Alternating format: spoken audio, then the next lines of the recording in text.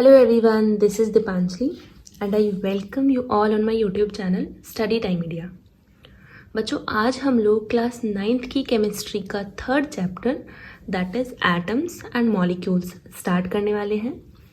इससे पहले वाली वीडियो में मैंने आप लोगों को इंट्रोडक्शन दे दिया था कि कौन कौन से पॉइंट्स हैं जो इस चैप्टर में हम लोगों को कवर करने हैं। तो शुरू करते हैं हम लोग आज की क्लास। अब सबसे पहला जो पॉइंट हम लोग देखेंगे इस चैप्टर में दैट विल बी हिस्ट्री। किस चीज़ की हिस्ट्री? ये जो एटम या मॉलिक्यूल हम लोग देख रहे हैं, चैप्टर का नाम ही ये है, तो ये वर्ड आए कहाँ से, यानी हिस्ट्री क्या है इनके पीछे, वो हम लोग पहले देखेंगे। अब चैप्टर फर्स्ट में मैटर को पढ़ाया हम लोगों ने। हर वो चीज़ जिसमें मास होता है और जो स्पेस ऑक्यूपाई करे उसको हम लोग मैटर कंसीडर करते हैं, ठीक है। तो हमारे चारों तरफ जितनी भी चीज़ें हैं मोस्टली सब क्या है, मैटर हैं, क्योंकि सब में मास होता है और सबकी अपनी जगह होती है इस अर्थ पर। मैटर इसलिए हम लोग कहेंगे। जैसे बहुत सारी चीज़ें, एग्जाम्पल में पेन है, पेपर है, बोर्ड है, हम लोग खुद, हमारी खुद की भी बॉडी क्या है, एक मैटर है। तो इसी मैटर को लेकर बहुत सारे फिलोसोफर्स थे प्रीवियसली, बहुत सारे साइंटिस्ट थे जिन्होंने अपनी अपनी थ्योरीज प्रेजेंट की, यानी उन्हीं हिस्ट्री को हम लोगों ने पढ़ना है, ठीक है। तो सबसे पहले जो थे वो थे इंडियन फिलोसोफर महर्षि कणाद। कौन? महर्षि कणाद।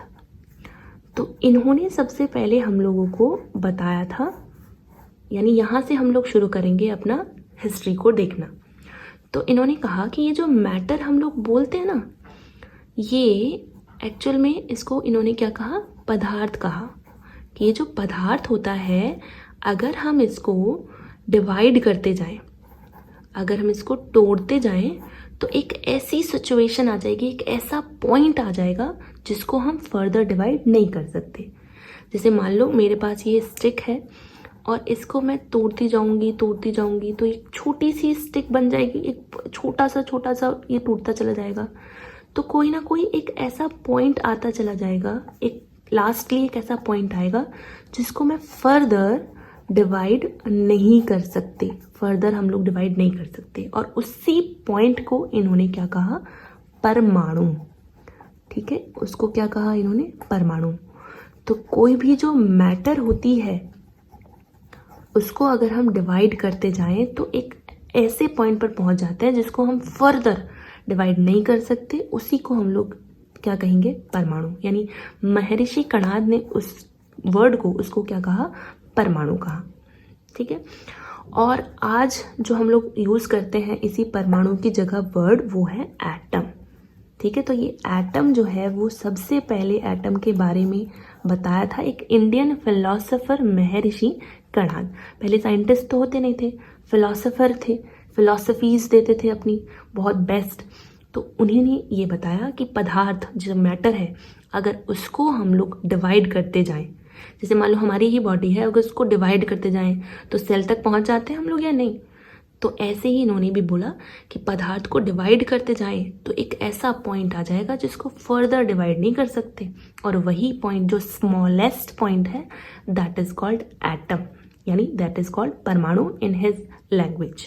तो इन्होंने उसके बारे में बताया। अच्छा, ये एटम वर्ड कहाँ से आया? तो एक साइंटिस्ट थे डेमोक्रिटस। कौन? डेमोक्रिटस। तो इन्होंने ये टर्म कॉइन किया, इन्होंने उसको क्या कहा, एटम कहा। फिर जॉन डाल्टन आए, एक साइंटिस्ट जिनके बारे में हम लोगों को डिटेल में अभी आगे डिस्कस करना है। थ्योरी दी थी इन्होंने, एटॉमिक थ्योरी। तो जॉन डाल्टन ने भी ये एटम को ही और फर्दर एक्सप्लेन किया, यानी अपनी थ्योरी प्रेजेंट की, जिसको डाल्टन एटॉमिक थ्योरी कहते हैं, ठीक है। तो ये कहाँ से स्टार्टिंग हुई? महर्षि कणाद ने पदार्थ को लेकर ये परमाणु तक आए, उस स्मॉलेस्ट पॉइंट तक, और फिर बाकी साइंटिस्ट, बाकी फिलोसोफर जैसे डेमोक्रिटस थे, जॉन डाल्टन थे, इन्होंने उस एटम को स्टडी करना शुरू कर दिया और उसके बारे में बातें करना, मतलब उसके बारे में और डिटेल में बताना शुरू कर दिया। फिर एक और हमारे इंडियन ही थे फिलोसोफर जिनका नाम था पकुड़ा कात्यायन, पकुड़ा कात्यायन। तो इन्होंने थोड़ा और डिटेल में डिस्कस किया, यानी और थोड़ा डिटेल में उन्होंने एक्सप्लेनेशन दी।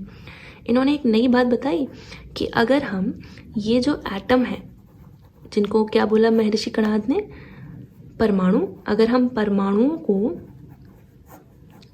कंबाइन कर देते हैं, क्या कर देते हैं, कंबाइन, आपस में अगर परमाणुओं को हम कंबाइन कर देते हैं तो उससे बनता है अणु, जिसको हम लोग क्या बोलते हैं, मॉलिक्यूल।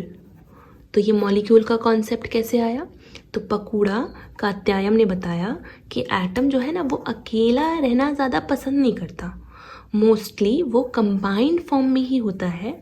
और जब वो कंबाइन होता है, जैसे मान लो ये एक एटम है, ये एक एटम है, आपस में कंबाइन हो गए, तो इस फॉर्म को इन्होंने क्या कहा, अणु यानी मॉलिक्यूल। तो ये दोनों टर्म कैसे आई, समझ में आया। तो महर्षि कणाद ने सबसे पहले बताया एटम के बारे में, ठीक है, यानी पदार्थ को डिवाइड करो तो परमाणु तक पहुंच जाओगे, परमाणु बोले तो एटम तक पहुंच जाओगे, और एटम से अगर उनको कंबाइन करने लगोगे तो उससे हम लोग ये मॉलिक्यूल बना देते हैं। जैसे ऐसे रिलेट कर सकते हो, सेल आपस में कंबाइन होकर टिश्यू बनाती हैं, ऐसे परमाणु आकर कंबाइन होकर अणु बनाते हैं, यानी एटम कंबाइन होकर मॉलिक्यूल का फॉर्मेशन करते हैं। तो ये छोटी सी हिस्ट्री थी एटम और मॉलिक्यूल की।